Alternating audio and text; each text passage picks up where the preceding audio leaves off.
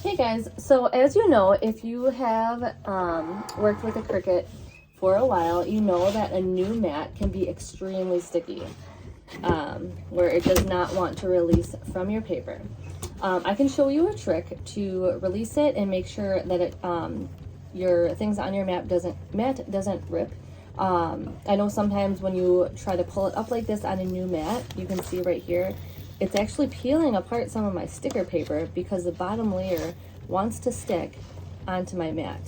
And the same happens with vinyl sometimes too, and it ends up taking off your layer. So when you get a new mat, until the new stickiness wears out, what you're going to want to do is, just give me a moment, I'm trying to feed my printer while I do this. There we go. What you're going to want to do is flip it upside down and peel your corner, your starting corner. Of course, my laminate is really stuck to it too. There we go. And just kind of roll it.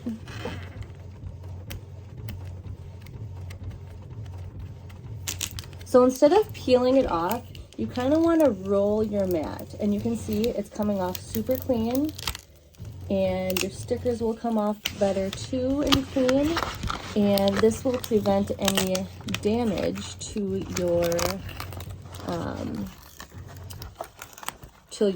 cuts that you may have on here. So just continue kind of rolling it down, and you still might have some issue with it sticking, but not nearly as bad as if you were to peel directly off with your, see, this is from me peeling it before starting to peel it. It already kind of stuck to there.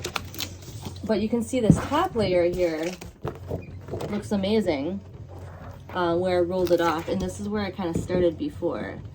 So I'm gonna have to get back in there and peel it off.